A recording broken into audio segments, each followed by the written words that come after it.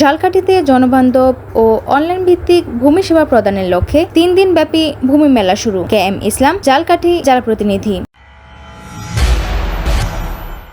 আধুনিক প্রযুক্তি নির্ভর ভূমি সেবা প্রদানের লক্ষ্যে ঝালকাঠিতে নানা আয়োজনের মধ্য দিয়ে 3 দিনব্যাপী ভূমি মেলা শুরু হয়েছে। রবিবার সকালে ডিসি অফিস চত্বরে এ মেলার উদ্বোধন করেন জেলা প্রশাসক আশরাফুর রহমান। এর আগে মেলা প্রাঙ্গণ থেকে একটি বর্ণাঢ্য র্যালি বের হয়ে শহরের গুরুত্বপূর্ণ সড়ক প্রদক্ষিণ করে। মেলায় 8টি স্টলে জেলা প্রশাসনের এসএ শাখা, ভূমি অধিগ্রহণ শাখা, বিপি শাখা ও রেকর্ড রুম শাখা, সহকারী কমিশনার ভূমি অফিস, রাজস্ব সার্কেল, সাব রেজিস্ট্রি অফিস এবং সেটেলমেন্ট অফিস অংশ নেয়, যেখানে ভূমি সংক্রান্ত সব তথ্য ও সেবা পাওয়া যাবে। মেলা উদ্বোধনের পর জেলা প্রশাসকের সভাকক্ষে আলোচনা সভা অনুষ্ঠিত হয়। অতিরিক্ত জেলা প্রশাসক রাজস্ব অন্তরা হালদারের সভাপতিত্বে এতে প্রধান অতিথি ছিলেন জেলা প্রশাসক আশরাফুর রহমান। বিশেষ অতিথি ছিলেন পুলিশ সুপার উজ্জ্বল কুমার রায় ও সিভিল সার্জন মোহাম্মদ হুমায়ুন কবির। জেলা প্রশাসক তার বক্তব্যে জানান, মেলার মূল উদ্দেশ্য হচ্ছে জনবান্ধব ও অনলাইন ভিত্তিক ভূমি সেবা প্রদানের মাধ্যমে জনগণের মাঝে